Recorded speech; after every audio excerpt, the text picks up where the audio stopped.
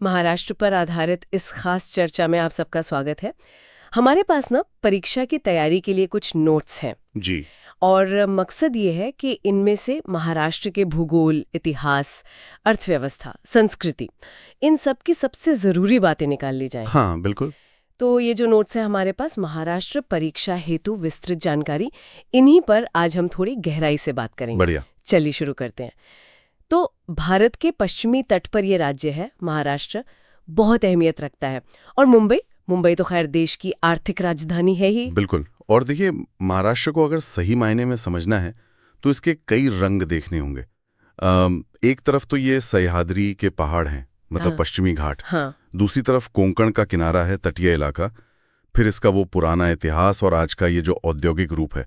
ये नोट्स एक अच्छी शुरुआती समझ तो देते हैं। हाँ, और कुछ बातें तो मुझे इन नोट्स में देखकर काफी दिलचस्प लगी, जैसे ये कि एरिया के हिसाब से ये भारत का दूसरा सबसे बड़ा राज्य है। जी हाँ, मध्य प्रदेश की बात। अच्छा, और यहाँ की मुख्य भाषा मराठी है।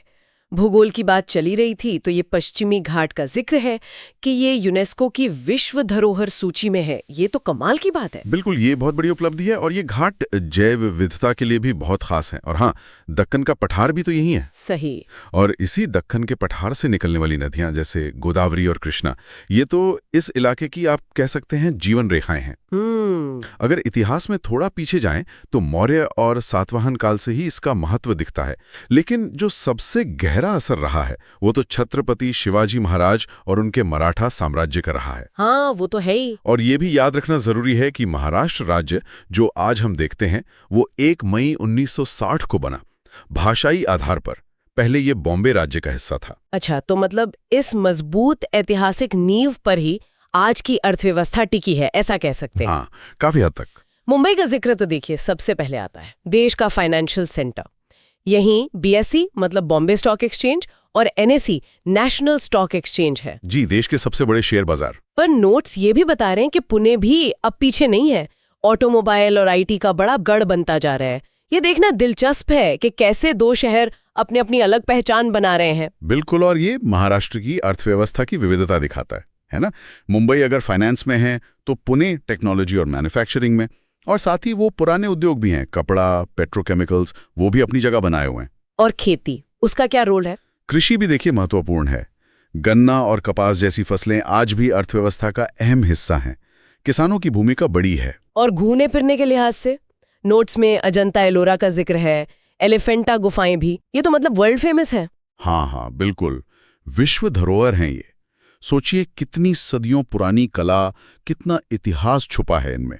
दुनिया भर से लोग आते हैं देखने।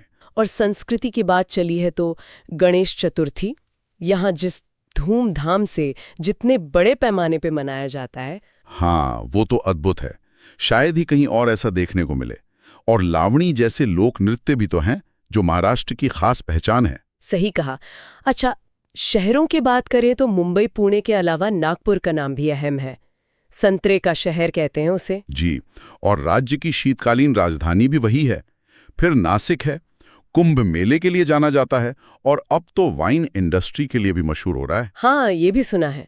और हाँ, एक बहुत जरूरी बात, डॉक्टर BR अम्बेडकर, भारतीय संविधान के निर्माता, वो भी तो इसी मिट्टी से हैं। बिल्कुल, बहुत बड़ी हस्ती। हालांकि आज के महाराष्ट्र के सामने कुछ चुनौतियां भी हैं, जैसा नोट्स में भी इशारा है। पानी की कमी एक बड़ी समस्या है, खासकर मराठवाड़ा जैसे कुछ इलाकों में। और मुंबई पुणे जैसे शहरों में जो शहरीकरण बढ़ रहा है उसका दबाव भी है, वहाँ के इंफ्रास्ट्रक्चर पर, संसाधनों पर। हाँ, ये तो है।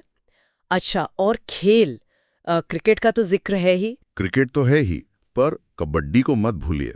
कबड्डी का खेल भी यहाँ बहुत लोकप्रिय है, जमीन से जुड़ा हुआ खेल है। तो इन सारी बातों का निचोड़ क्या समझे, मतलब परीक्षा के लिए क्या खास ध्यान में रखना चाहिए? देखिए, मेरे हिसाब से महाराष्ट्र का भूगोल, उसमें भी पश्चिमी घाट और मुख्य नदियां। हाँ। इतिहास में शिवाजी महाराज का दौर और राज्य का गठन 1 मई 1960। हाँ। अर्थव्यवस्था में मुंबई का वित्तीय केंद्र होना और पुणे के उद्योग। और संस्कृति में गणेश चतुर्थी जैसे त्योहार और मराठी भाषा। हाँ, ये कुछ खास बिंदु हैं। ये नोट्स इन सब चीजों को कवर करते हुए लग रहे हैं। बिल्कुल, पर यहाँ एक बात और सोचने वाली है इन तथ्यों से थोड़ा आगे बढ़कर। हाँ।